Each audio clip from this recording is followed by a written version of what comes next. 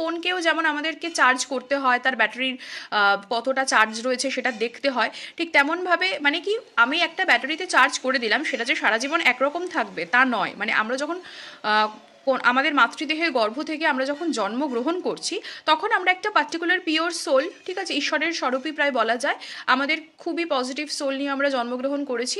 কিন্তু এই পৃথিবীতে আসার পরে বিভিন্ন রকম জিনিস বিভিন্ন এনভায়রনমেন্টে অ্যাডাপ্ট হওয়ার পরে অনেক কিছু জেনেটিক্যালি তো আমরা ডেফিনেটলি পাই, সেটা তো বায়োলজিক্যালি ইনকারেক্ট নয়, কিন্তু অনেক কিছু আমরা এনভায়রনমেন্ট থেকে অ্যাডাপ্ট করি।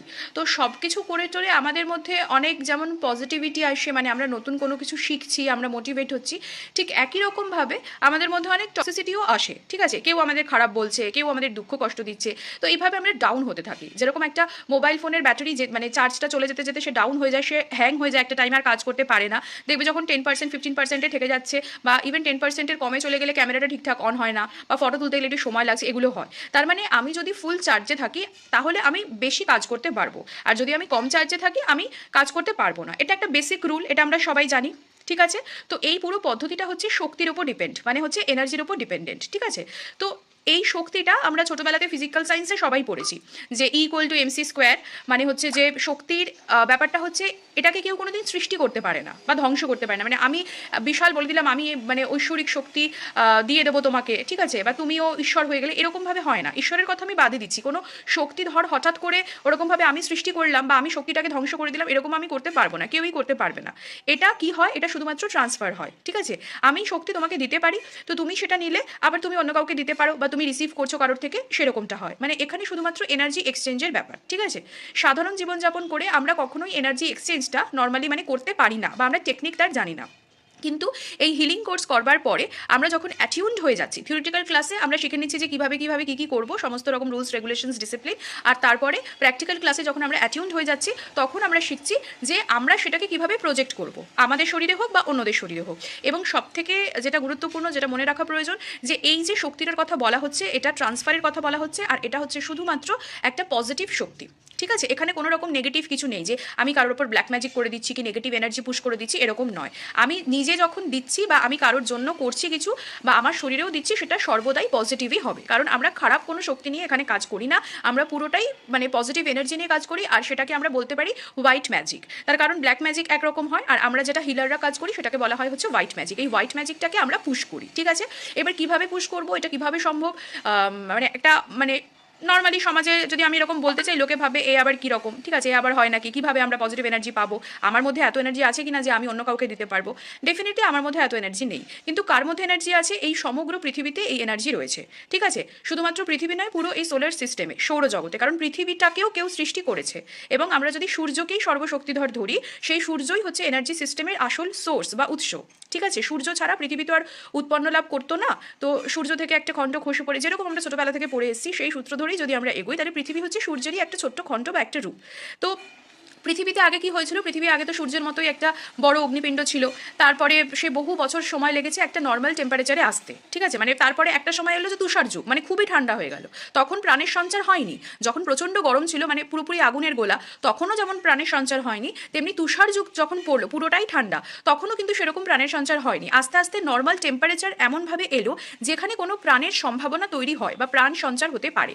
তো সেই প্রাণ সঞ্চারটা কিভাবে হলো না, মানে সূর্যের কথা যদি আমরা বলি, তাহলে সূর্য যে অগ্নিপিণ্ড, সেটা কেন, তার কারণ সেখানে বিভিন্ন ধরনের মৌল রয়েছে, ঠিক আছে, oxygen, hydrogen, nitrogen, helium, argon, বিভিন্ন ধরনের মৌল রয়েছে। তো এই সমস্ত মৌলগুলো যখন একে অপরের সাথে যুক্ত হতে থাকে, ঠিক আছে, এরা তো বিভিন্নভাবে মূলক হিসেবে ঘুরে বেড়ায় এবং পরে এরা একে অপরের সাথে যুক্ত হতে থাকে। যখন এরা যুক্ত হয় তখন এরা যৌগতে পরিণত হয়। এগুলো আমরা ছোটোবেলাতে সবাই পড়েছি যে দুটো মৌল যুক্ত হয়ে যৌগ হচ্ছে। আমি যদি বলি যে আমি আমার দেহ বা আমরা যারা মানে প্রাণধর, ঠিক আছে, যাদের মধ্যে প্রাণ রয়েছে বা প্রাণ ঊর্জা শক্তি বা জীবন রয়েছে, তারা প্রত্যেকেই কিসের উপর ডিপেন্ডেন্ট, আমাদের পুরো দেহটা গঠন হয়েছে কোষ নিয়ে, ঠিক আছে, মানে দেহ পুরো শরীরটা, তার আগে যদি আমরা যাই, পুরো শরীরটাই অনেক রকমের তন্ত্র নিয়ে গঠিত। কোনোটা মানে শ্বসনতন্ত্র বা শ্বাসতন্ত্র, কোনোটা রেচনতন্ত্র যেখান থেকে আমাদের ধরো বৃক্ক যে কাজগুলো করে, কোনোটা আছে পরিপাকতন্ত্র মানে ডাইজেস্টিভ সিস্টেম, ঠিক আছে, এরকম বিভিন্ন রকম তন্ত্র আছে। এবার সেটাকে যদি আমরা ভাঙি তাহলে সেই তন্ত্রের মধ্যে অনেকগুলো আমরা যন্ত্র পাবো বা অঙ্গ পাবো। যেমন ডাইজেস্টিভ সিস্টেম যদি আমি বলি, এটা তো খাবার পরিপাক করে, ঠিক আছে, কিন্তু ডাইজেস্টিভ সিস্টেমের মধ্যে তো অনেক অঙ্গ আছে, যেমন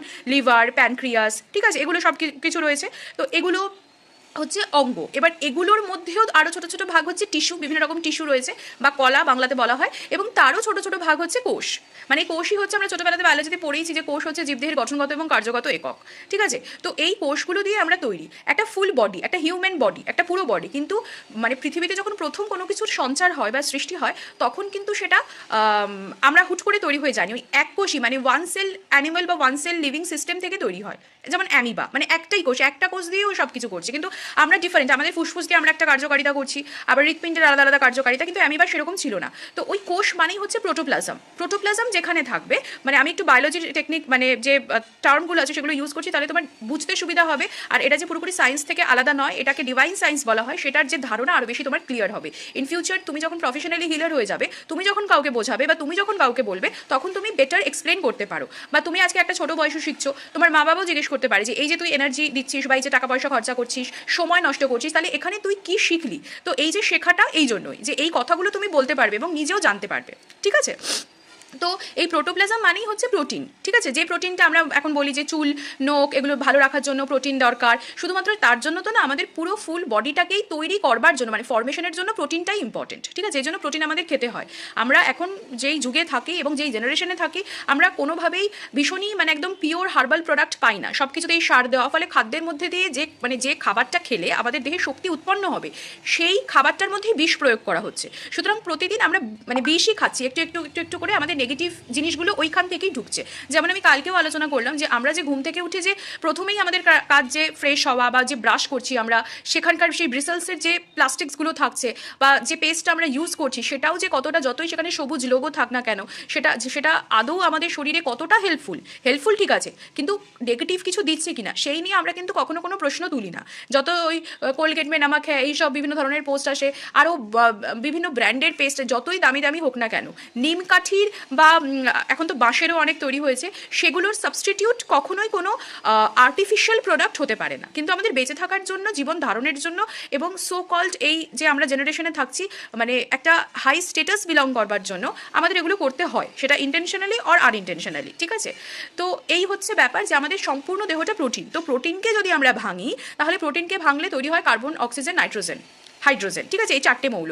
তার মানে কি ওই সূর্যের কণাগুলো বা পৃথিবীও যখন তৈরি হয়েছিল, যখন সেই মৌলগুলো একসাথে বেঁধে যৌগ পরিণত হলো এবং যেই সিস্টেমটাতে কার্বন, অক্সিজেন, হাইড্রোজেন, নাইট্রোজেন চারটে একসাথে তৈরি হয়ে গেল, তখনই সেখান থেকে প্রাণের সঞ্চার হলো, ঠিক আছে? তার মানে আলটিমেটলি বোঝা গেল যে আমাদের যে শরীরটা, সেটা কিন্তু কিছুই না ওই মৌলগুলো ছাড়া। ওই মৌলগুলো একসাথে যুক্ত না হলে আমরা কিন্তু কিছুই নয়। তার মানে আমাদের শরীরটা পুরোটাই সেই কার্বন, হাইড্রোজেন, অক্সিজেন, নাইট্রোজেন, এই চারটে মৌল দিয়েই তৈরি, ঠিক আছে? আর এই চারটে মৌল মানেই হচ্ছে সেই একটা পরমাণুর কথা আসবে, অণুর কথা আসবে বা এনার্জির কথা আসবে, ঠিক আছে? তাহলে আমি যা কিছু দিয়ে সৃষ্টি, সেই জিনিসগুলো দিয়েই আমি আমার শুশ্রূষা করতে পারি। যেমন ধরো একটা ছোট্ট উদাহরণ দিয়ে বোঝানো যেতে পারে, এই যে আমরা বলি যে ভ্যাকসিন তৈরি করা বা অ্যান্টিডোট তৈরি করা, মানে কোনো কিছুর বিষ প্রতিরোধ করার জন্য সেটা দিয়েই সেটাকে আরও বেশি মডিফাই করে যখন টিকা বা ভ্যাকসিন আবিষ্কার করা হয়, যাতে তার যে বিষটা রয়েছে সেটাকে মেরে ফেলতে পারে, ঠিক আছে? মানে এইভাবে তো আমাদের সিস্টেমটা এরকম যে আমরা পুরোটাই, একটা ফুল বডি হচ্ছে আমাদের একটা এনার্জির উপর ডিপেন্ড করছে। এবার সেই এনার্জিটাই বিভিন্ন ধরনের সমস্যার মধ্যে দিয়ে চলতে চলতে যখন ডাউন হয়ে যায়, তখন আমাদের চক্রের মধ্যে ইমব্যালেন্স শুরু হয়, ঠিক আছে? মানে চক্রগুলো ঠিকঠাক করে কাজ করতে পারে না। যেই আমাদের চক্রগুলো ঠিকঠাক করে কাজ করতে পারে না, তখনই জীবনে যাবতীয় সমস্যা শুরু হয়। যাবতীয় মানে যাবতীয়, জাগতিক এবং অজাগতিক সমস্ত কিছু। যেই সমস্যা আমরা চোখে দেখছি, ফিল করছি, অথবা সেই সমস্যা হতে পারে যাকে আমরা চোখে দেখছি না বা ফিল করছি না।